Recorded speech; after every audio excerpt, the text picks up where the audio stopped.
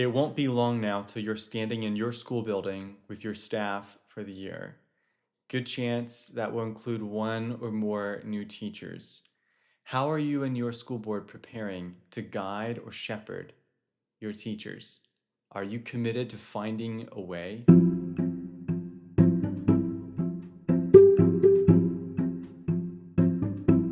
This is the Doc School Leader Podcast, and I'm your host, Kyler Martin. We're here to sustain the vision and support the work of faithful, courageous school leaders. Thanks for joining us.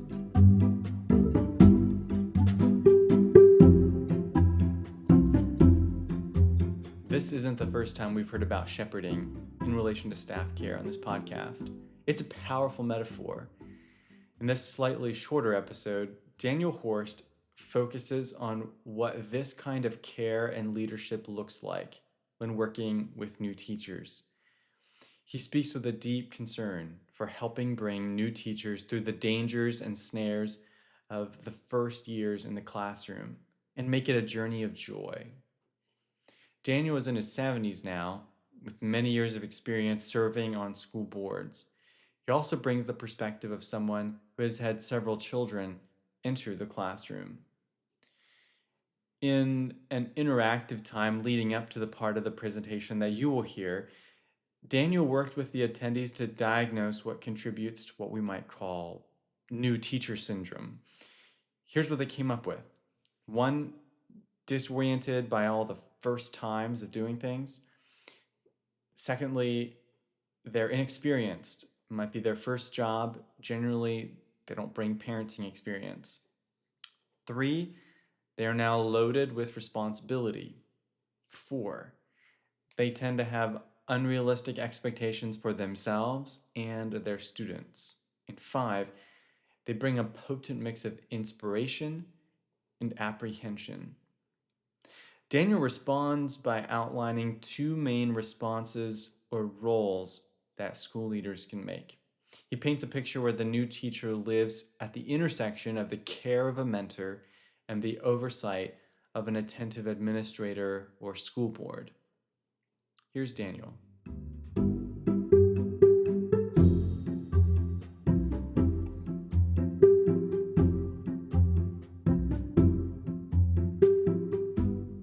Teachers are shepherds, and you're called to shepherd, and you have a shepherd over you, which is God Himself, the Lord Jesus Christ.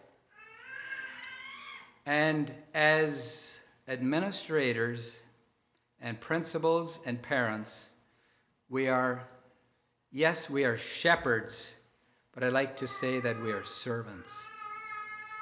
Really, we are servants. Servants to the ones that have been entrusted into our care. And I want to relate to this topic as such. We're servants. We're not lords over God's heritage, but we're servants. We're serving, shepherding the new teacher. This story. Maggie had always wanted to be a teacher. In fact, she's one of the best substitute teachers in the district. Maggie's skills at substitute teaching were impeccable. When the time came for hiring, she was on the top of the list as a candidate. Her interview went well and was one of the best interviews the team had seen. She was hired as a full-time teacher. The school year started very well.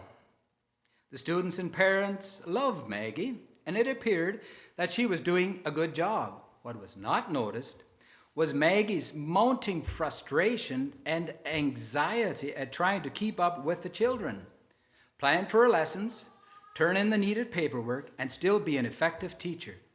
She had been very successful as a substitute teacher, but she was finding that being responsible for an entire classroom of students on a daily basis, ensuring that their learning was a constant, dealing with issues such as safety and when to let them go to the washroom was more than she had imagined. Substituting for 1 or 2 days had meant following prearranged plans, left discipline notes for the teacher if needed, and did not need to deal with co-workers or parents. Now that it was all hers, she was struggling. Maggie had the heart, but unfortunately, she did not know how to tackle the insurmountable workload that a teacher faces. And that was the story.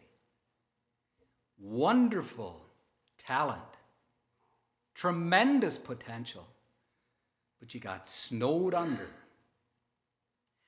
As I'm going to call it a newbie, a new teacher, the first year is you enter a fast-paced action, heavy responsibilities, and the need to make decisions on a moment's notice. They've entered an environment where it is sink or swim. Think of it this way, and for us men, maybe not quite so critical, or we would think, oh, that's no problem for me, but there might be a few of us. Maybe on the woman's side, maybe more relevant. But suppose someone comes to you and wants to know how to drive a standard stick shift car. So you explain how the clutch and the gas pedal work in tandem with each other when you start off. You demonstrate changing gears as you sit in a parked car on a flat surface. But until that person is driving the car, sitting on an incline, waiting for the light to change, and moving his or her foot back and forth on the gas and clutch pedal, will they have a clear understanding of what it takes to drive a car with a manual transmission? The reality of the first-year teacher is much like that of learning how to drive a stick shift. Up to now, training has been very limited and been in a teaching environment. Much good advice on methods of teaching, discipline, structure, etc. But short in practice. However, now he or she is on a hill, driving a standard shift car and trying to remember which foot goes on which pedal so the car does not die in the middle of the traffic. So there we are, first-year teachers. Don't you almost feel sorry for them? I do. But it is a blessing. It's a wonderful opportunity. I think as administrators and as parents, if a first-year teacher comes and tries something that I've never thought of, or you've never thought of as a school board, don't knock it down. Think about it. Okay, now, is this going to help the school? Is it going to be valuable? Because they come with new ideas and inspirations and aspirations many times. That's a blessing. New teachers are beautiful people. You might not always feel that way, but they bring untried methods to the school and new ideas, and I think that's great. They also bring a lot of apprehension sometimes. All depends what kind of a person it is. So, one saying that I heard many years ago when I was working for somebody else, there was this neighbor down close to Linwood, and he was always sort of optimistic, and people used to tell him, this has never worked. He said, yeah, but what if it does this time? That was his philosophy, So he didn't give up just because people said it never worked. And maybe that's for us. I'll just share 3 common challenges that new teachers face, and then we'll go into what are we going to do about this? What can we do to help shepherd the new teachers? First, struggle, or a challenge that they face, they struggle with classroom management. A survey found that new teachers are particularly unprepared for dealing with behavior problems in their classrooms. Many beginning teachers said their pre-service program, if there is any in our settings, did little to prepare them for the realities of classrooms, including dealing with unruly students, being overwhelmed by the most difficult students, ill-prepared. Number 2, they were burdened by curricular freedom. Another concern that new teachers commonly raise is a lack of guidance and resources for lesson and unit planning. Research has shown that teachers were provided few or no instructional resources, such as lesson plans. When classroom materials were provided, they were seldom useful, sufficient quality for them to freely use. So, burdened by curricular freedom, needing to do everything themselves. We'll talk about that a little bit later. And the number 3 challenge is sinking in unsupportive environments. Sink or swim nature of many first-year teachers. New teachers report difficult interactions with colleagues, ranging from neglect of administrators to lack of cooperation or even hostility from veteran teachers. More than anything else, novice teachers often appeared to yearn for, yet seldom receive, meaningful feedback on their teaching from experienced colleagues and administrators. Regrettably, teacher mentors assigned to provide support are sometimes a part of the problem, dispensing little guidance, if not bad advice, in the words of a new teacher. Some of the teachers who are mentors shouldn't be. They're not nurturing people, they have just been there the longest. And I did a little bit of talking with some other teachers. What did you find that was your experience in your first year that you taught? And I was caught off guard by the one response, and that was, "We don't know anything." I thought, what do you mean you don't know anything? But that was sort of her feeling. She just felt that wasn't equal to the task almost.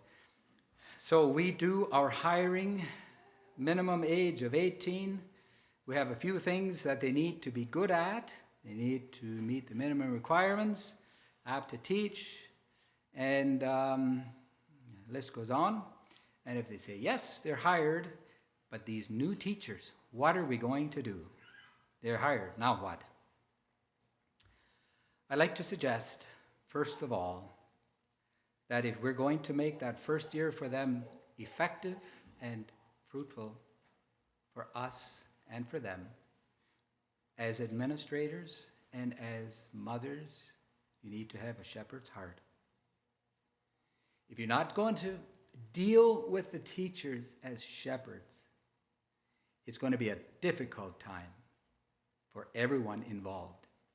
And I'm sure we all understand that. The shepherd's heart, a compassion, a caring, helping, guiding, and correcting, communicating person. You need to be able to do that. And I know that we look through the scriptures and we see many examples of shepherds, real shepherds, shepherds of the people, servants, shepherds, and as administrators and as peoples, we need to point our first year teachers to the great shepherd and encourage them and inspire them to lean hard on that shepherd and to be in touch with him. Because he is, you can only do so much. I mean, as a chairman, as a principal, as mothers, as whatever your role is, you can only do so much. And it's the Lord, actually, that needs to really move in there and just really sustain them. But we will need to do something. There is no question about that. And I'd like to focus on 3 areas, maybe 4. I'd like to talk about mentoring in our shepherding. And we'd like to also talk a little bit about administrators. And then parents. Let's go to the mentors.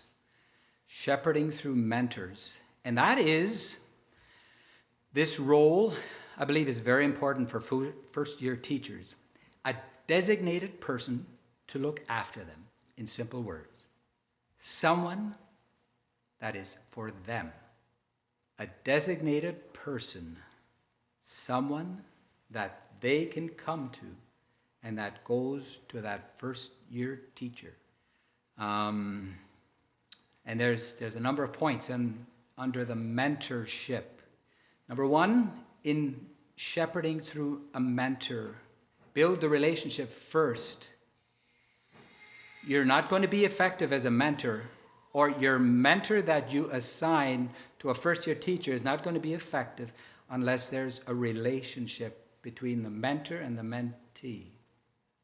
It's not going to work. You're going to have to get along. They're going to have to connect. They're going to have to understand each other. There needs to be a comfort level before they can ask for help. They won't ask for help of someone they're scared of and they feel is not going to do them good. It is important that there is a relationship before someone is open to come to you. It's as simple as inviting a new teacher into your room to meet other teachers if you are the mentor. It is making that person feel he or she is a valued part of the team. This is the shepherding mentor.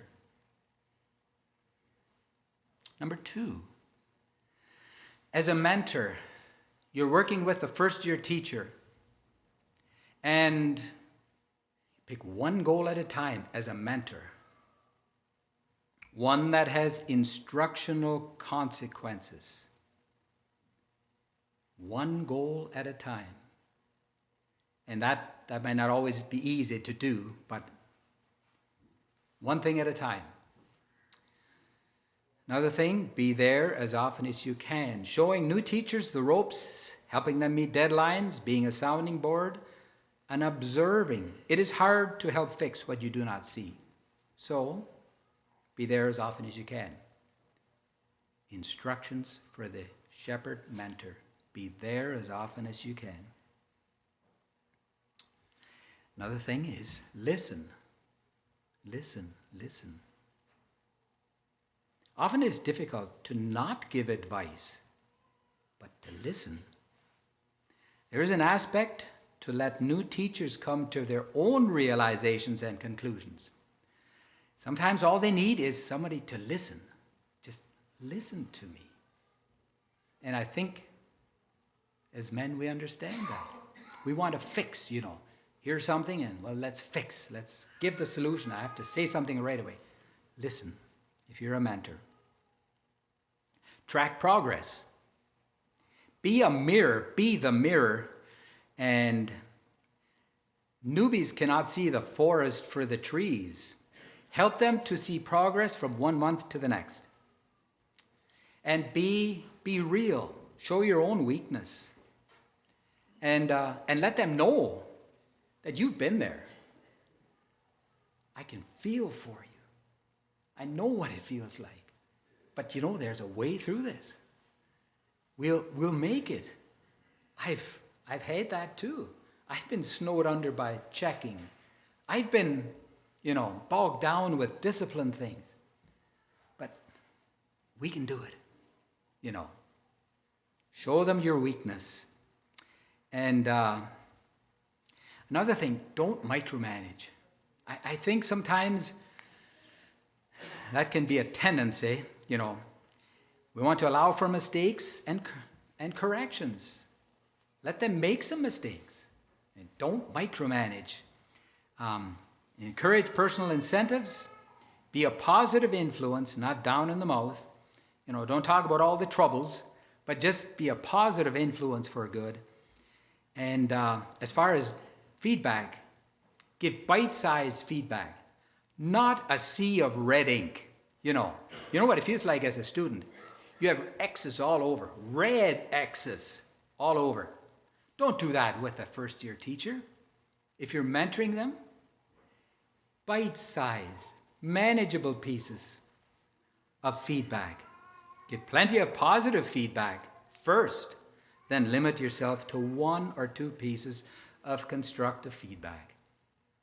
Don't snow them under with the negative feedback. It's gonna put them down. Question is, who is the mentor? Who should it be, or who could it be? A board member, a teacher, a fellow teacher? It could be a board member, but I probably think could be a principal, that is, but it should be somebody that's familiar with teaching, that knows the struggles, and can actually give help. Real help. Not just, make them, pat them on the back and burp them and make them feel good. That's not what we're after. We're after somebody that can actually make a difference. Because if you just talk nice, you aren't going to get anywhere. It has to be real help. I don't know how to handle this. I don't understand this concept, whether it's grade 1 or whether it's grade 10. If there is someone that can, in a loving, shepherding way, help them and get it done, I think that's the important part. And the relationship needs to be there. But along with that, has to be a match. I'm just saying this for what it's worth. If a teacher is timid and easily gets frightened, to put a domineering, strong person beside that just comes across, that is not going to work. Might not.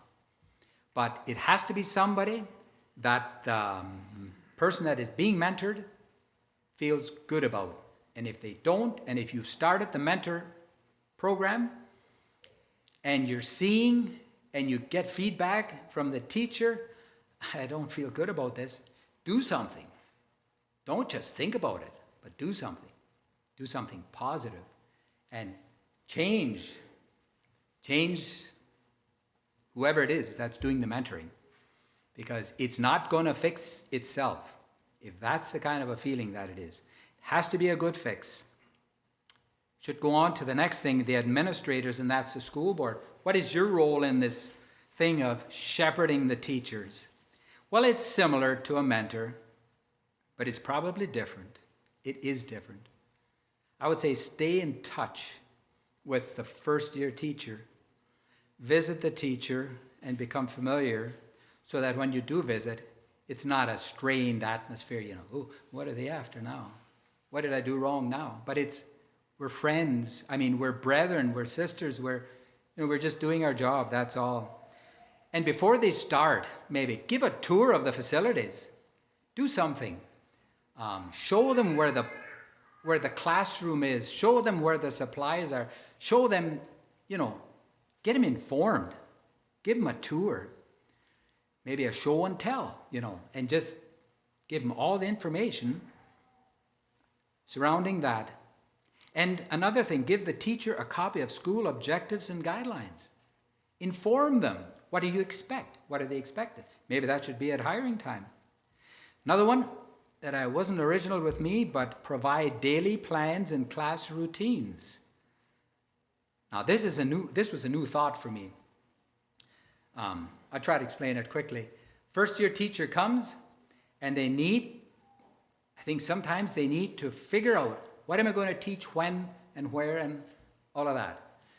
But the thought was that there is a schedule, a supposed schedule laid out for the start at least, and for a period of time that they can follow it, daily planning, that they can follow it, and then as they become more familiar, they can start tweaking. But they don't have that overload of having to figure everything out and trying to get it all sorted out, because it can be very, very much overwhelming. The next year, they can tweak and they can modify and they know what they want. This year, they probably don't. School board, know what's happening and be alert to teacher burnout. If your first year teacher is getting snowed under and burning out, be alert before it happens.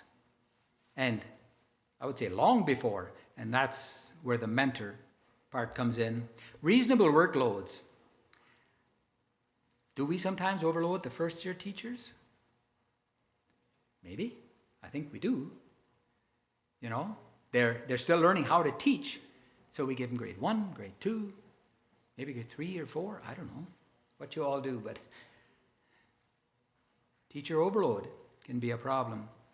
Reasonable workload. And be a buffer for parents' gripes and complaints. So, Parents have their things sometimes, and but as a school board, be the buffer between the teacher and the school board. And I read of an illustration where it was in a public school system where the teacher was sort of a timid teacher. There was one set of parents that were not happy with what the one teacher did, and she was sort of a timid one. And so they came marching into the school, and they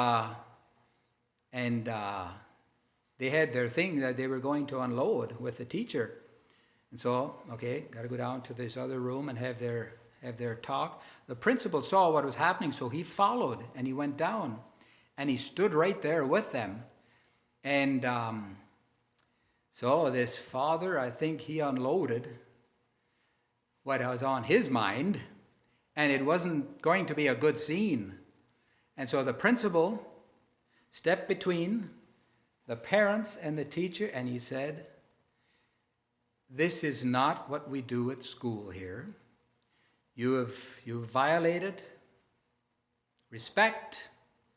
You've stepped over the boundary. I ask you to leave. You go home. We don't act like that here at school." And they left. And before they left the school complex, they saw what they had done. And they sent a message back and said, "Tell the teacher we're sorry." School board, you have a tremendous privilege of being something to your first-year teachers. Be the buffer.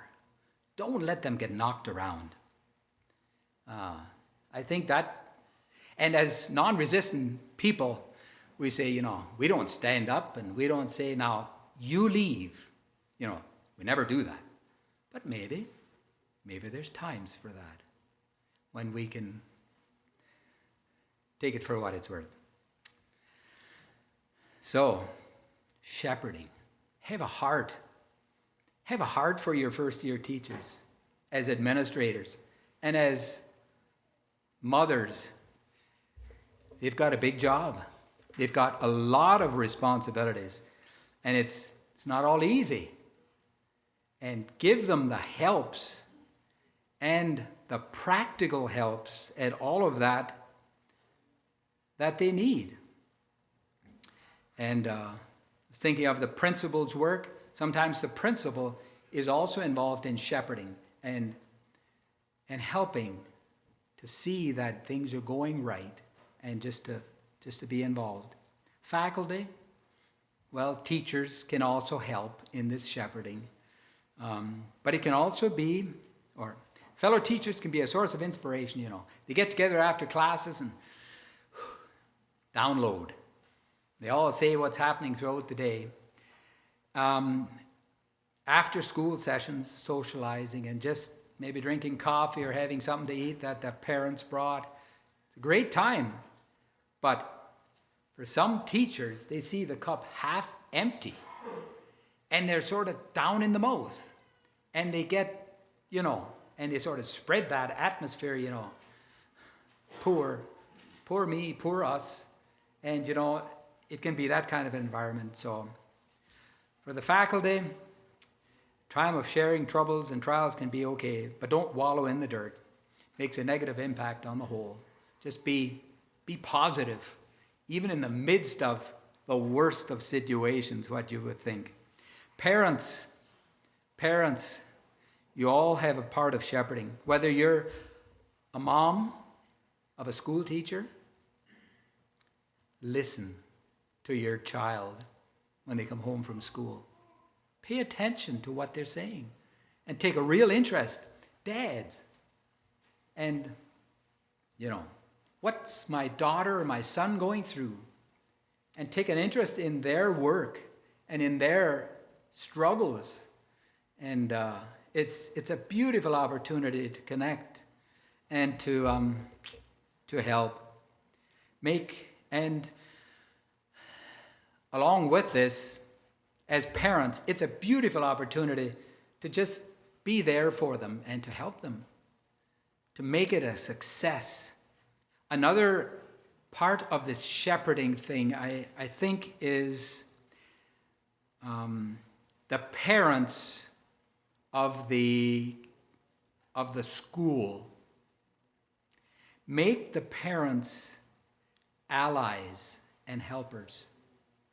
As administrators, you're not the only ones that have a role to play in shepherding the new teacher. But make it so that the parents that are not on the school board, not involved in the administration, that they feel that they're really, really needed.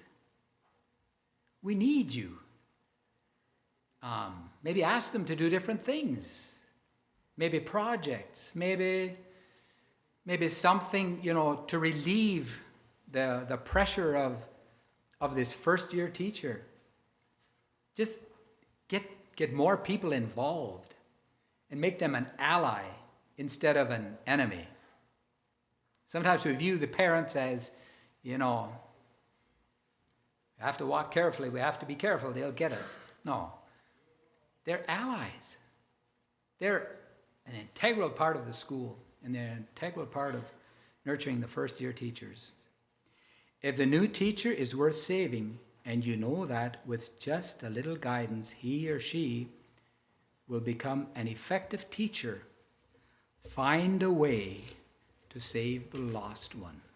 And that would be my encouragement, that if your teachers are floundering, are getting lost, find a way. Don't just think it'll all pan out, because it usually doesn't. So may the Lord bless us.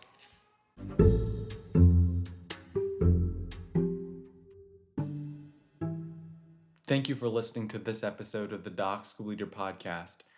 We hope that this episode contributes to your growth and renewal. If you're finding these episodes meaningful, consider leaving us a rating or share an episode with a friend. We'd also love to hear from you. You can get in contact with us through our website, thedocforlearning.org, or by completing our listener survey. See the show notes for both options. And may God, who has called you to the labor of education, prosper your work and fulfill his goodwill through your school.